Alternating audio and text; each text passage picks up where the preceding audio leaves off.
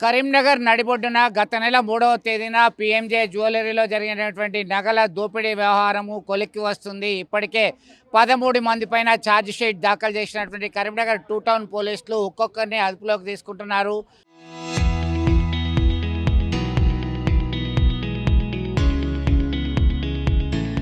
పూర్ణియాకు చెందినటువంటి సుబోధ్ సింగ్ దీనిలో the golden thief master మైండ్గా ఉన్నాడు. అతని యొక్క స్కెచ్ ఆధారంగా పలువురిని అదుపులోకి తీసుకున్నారు. ఇప్పటివరకు 6గురిని రిమాండ్కి తరలించడం జరిగింది. వారి వద్ద నుంచి 2 వెపన్స్, 2 మొబైల్స్, తాజాగా యాదవ్ అలియాస్ జైనులాబ్దీన్ తీసుకురావడం జరిగింది. ఇంట్రాగేట్ చేయడం జరిగింది. జ్యుడిషియల్ రిమాండ్ తరలించారు. మిగతా వారు ఎక్కడున్నారు, ఖచ్చితంగా పెద్ద విజయమే అని చెప్పి చర్చ జరుగుతుంది. కరీంనగర్ పోలీసులు చాలా ఎఫర్ట్స్ పెట్టారు దీనిపైన.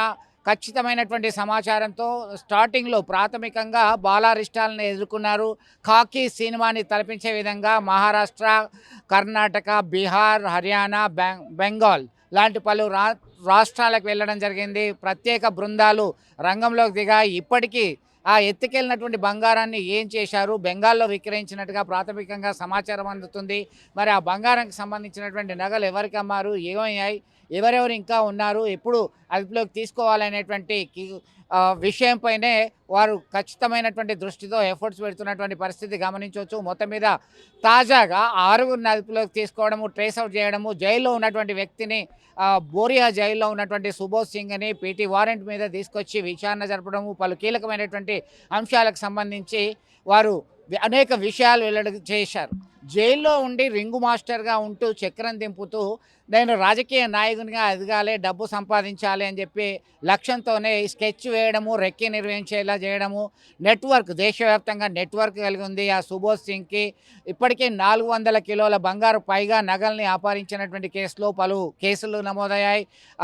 దోపిడీకి సంబంధించి డెకాయిట్, రాబరీ, మర్డర్, కిడ్నాపింగ్, ఇలా పలు అంశాలకు సంబంధించిన కేసులు అనేకమైన మీద ఉన్నాయి. తాజాగా ఉన్నటువంటి కేసుతో చుక్కలు కనబడుతున్నాయి ఇందులో పాల్గొన్నటువంటి వ్యక్తులకి.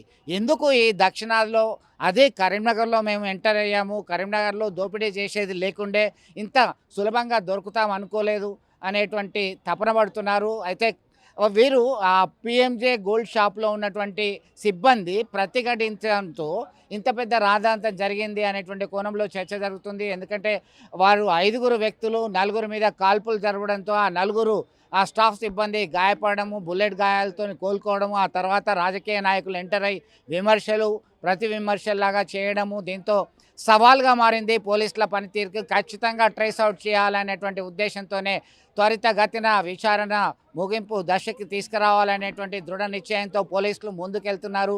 కీలకమైనటువంటి పురోగతి సాధించారని చెప్పుకోవచ్చు. అయితే బంగారు నగలు ఎక్కడున్నాయి, ఎప్పటివరకు రికవర్ అవుతుంది అనేటువంటిది ప్రశ్నార్థకమే.